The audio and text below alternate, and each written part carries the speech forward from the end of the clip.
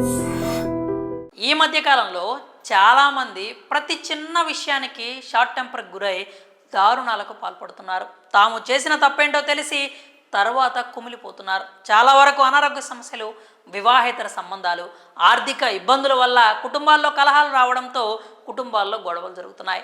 అవి కాస్త చినికి గాలివానగా మారి హత్యలు చేసే వరకు వెళ్తున్నాయి. పోలీసులు, సైకియాట్రిస్టులు ఎంతగా కౌన్సిలింగ్ చేసినా వారి బుద్ధి మారట్లేదు. హైదరాబాద్లో విషాదం చోటు చేసుకుంది. కొడుకు సరిగ్గా చదవడం లేదని కన్న తండ్రి కూరగాయలు కోసే కత్తితో పొడిచి చంపేసిన ఘటన కర్మాన్ ఘాట్లో తీవ్ర సంచలనం రేపింది.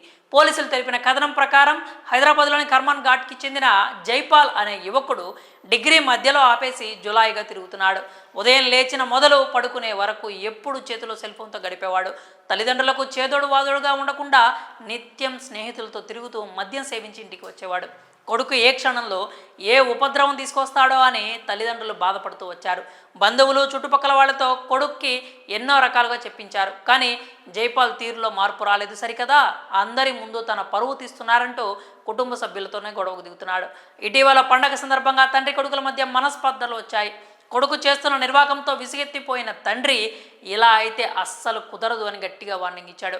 డిగ్రీ కంప్లీట్ చేసుకొని ఏదైనా మంచి ఉద్యోగం చేసి ఇంటికి ఎంతో కొంత ఆసరా కావాలి అని జైపాల్ని మందలించాడు. ఈ క్రమంలోనే తండ్రి కొడుకు మధ్య మాట పెరిగి పెద్దదైంది. కొడుకు చెప్పిన మాట వినకపోవడం, ఎదిరించి గొడవ పెట్టుకోవడంతో తండ్రి విచక్షణ కోల్పోయాడు.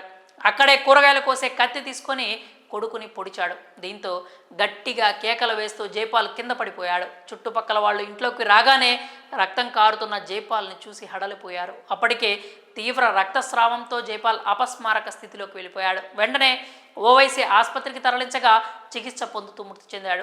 తన కొడుకును కావాలని అలా చేయలేదని, బుద్ధి మార్చుకొని చెబుతుండగా తన పైకి గొడవకు వచ్చాడని తండ్రి అంటున్నాడు. ఈ ఘటనపై పోలీసులు కేసు నమోదు చేసుకుని దర్యాప్తు చేపట్టారు. ఎంతో మంచి భవిష్యత్తు ఉన్న జైపాల్ చదువుకోకుండా జులాయిగా తిరగడం వల్ల అటు కుటుంబ సభ్యులు, ఇటు సొసైటీలో ప్రజలు ఇబ్బంది పాలయ్యారు. అది భరించలేక తండ్రి దారుణమైన నిర్ణయం తీసుకున్నట్లు వార్తలు వస్తున్నాయి. ఈ ఘటనపై పోలీసులు కేసు నమోదు చేసుకొని దర్యాప్తు చేపట్టారు.